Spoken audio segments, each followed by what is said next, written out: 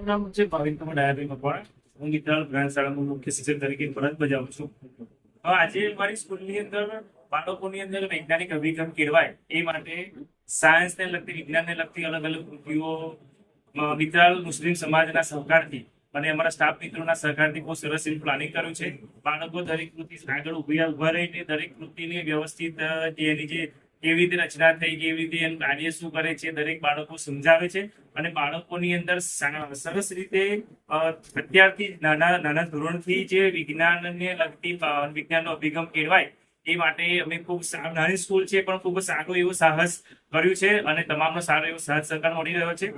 28 ફેબ્રુઆરીએ ડોક્ટર સીવી રામનને રામન ઇફેક્ટની શોધ કરી હતી और તેના કારણે તેમની યાદમાં આ 28 ફેબ્રુઆરીએ વિશ્વ નેશનલ સાયન્સ ડે ઉજવવામાં આવે છે, રાષ્ટ્રીય વિજ્ઞાન દિવસ.